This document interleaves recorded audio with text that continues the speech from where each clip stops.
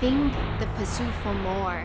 I guess the pursuit for perfection, the pursuit for excellence, and you know, you can't hit perfection completely.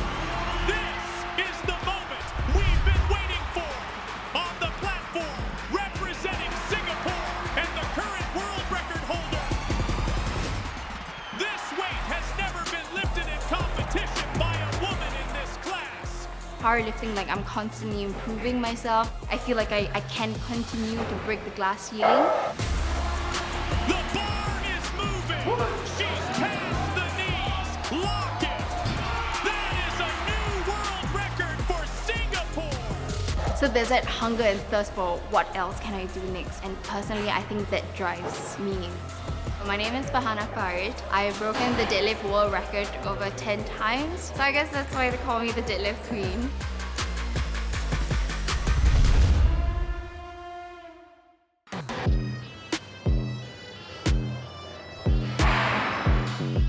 To be very honest, I don't think it changes anything in me. Like, I feel like I'm just doing what I love. I'm still doing the same thing, you know? I still train squat, bench, and deadlift. And it really just feels like I'm just doing my own thing. But when I see the news, it still feels surreal. Like, oh my God, that person on the front page is me. Or like, you know, interviews like this. Very surreal. But integrally, I don't think it has changed anything within me.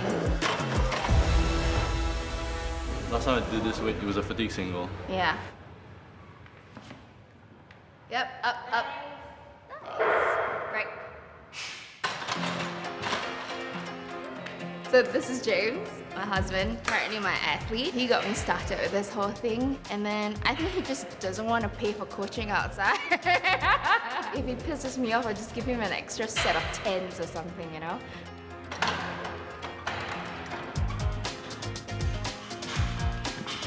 I mean, you feel okay today, right? Yeah, I feel okay. She's the best coach ever. Prior to powerlifting, I was a full-time pharmacist. So I was working at Jurong Polyclinic. I think I did it for like 5 or 6 years.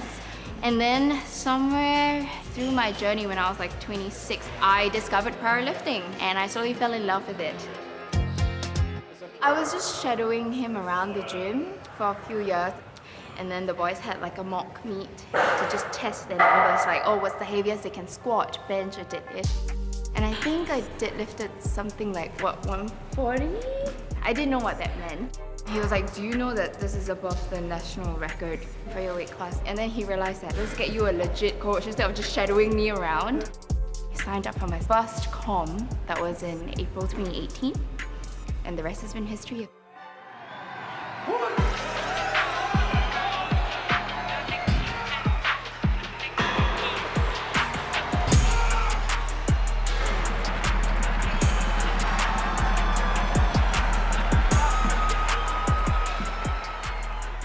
It probably helped that I won my first competition and I broke the Asian records. It was quite wild because the first time I could hear the national anthem and everything, and I was like, you know what? Like, this is kind of addictive. Like, how far can I go with this? And I've competed on the Asian level. What if I do the world stage next?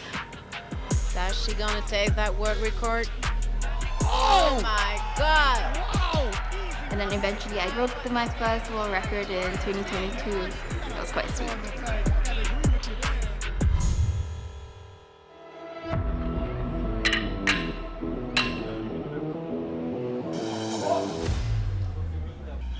So today we have the UGG block competition. Athletes will compete to qualify for nationals usually at the start of the year.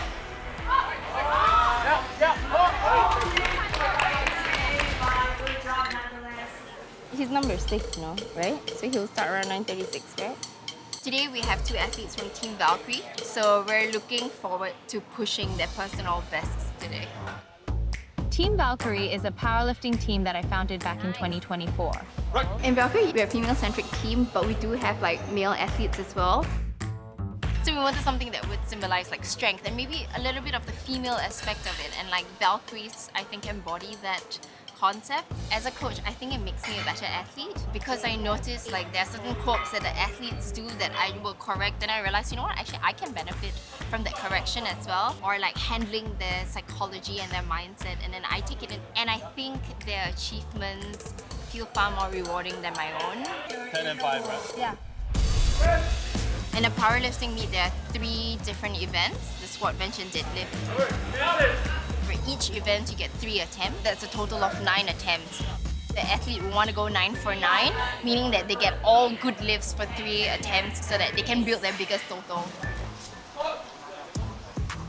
We do the math for, and then for squat, do you think you can push for 177 or you want to say 175? I want to third attempt like 180. Yeah, that's ideal. So you just have to make like each attempt count. Like we have to hit numbers that you're 80% at least sure that you're gonna hit. For now, make sure you're hydrated, you're not overheated as well. Yeah, the goal is for Michael to hit 500. So we'll need to see how his warm-ups go, but we're just planning the rough numbers that he needs to hit to get a 500 total, right?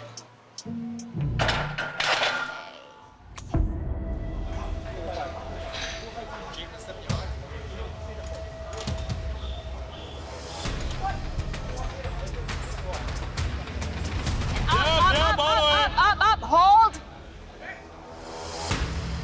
Watching my athletes, I know that they can execute because we've been training for so long. I do think it's less stressful competing compared to handling. I'd rather compete twice than like coach a handle once. It's that stressful.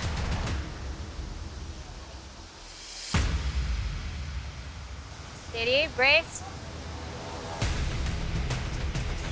And up, up, and hold! All right, treat white lights and go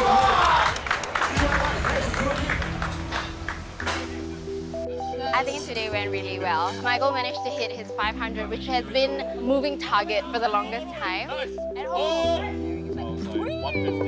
Start flying, yeah. I'm very proud of everyone's performance. There's one each. Maybe I ate one already. Okay, No, you want to show me Dada, please? This is my mom, Sanya. And then this is my dad. He's the Farid to Farhanna Farid. And then this is my sister, Farisha.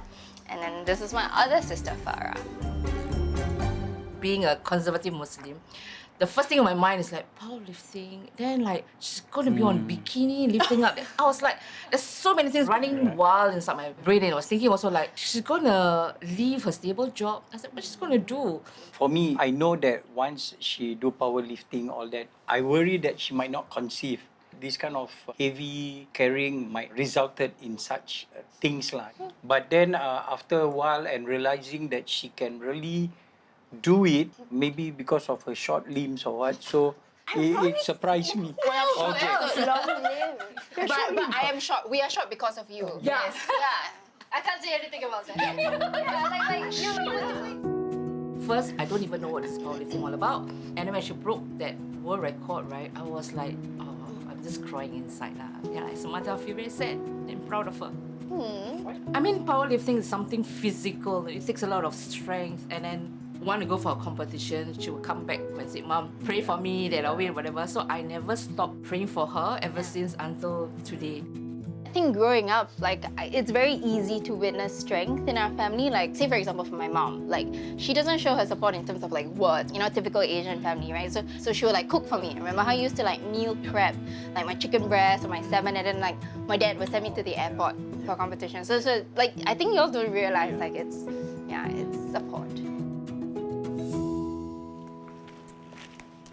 I think growing up, I've always been a minority. I would be the only girl among boys. I would be the only Malay girl in my class, for example. And I think I've always struggled to, I guess, find my footing, feel comfortable in my own skin because I never quite felt like I belong. Day to day, it's me versus me, right? Like whether I can execute a lift the way I want to, whether I can hit certain numbers that I want to, and hopefully my stubbornness can inspire people to not go against their comfort zone or step out of their comfort zone, but rather to stretch their comfort zones, because we're actually capable of a lot more than we think. This is Ben. My athlete should be competing for the first time on the 13th of December.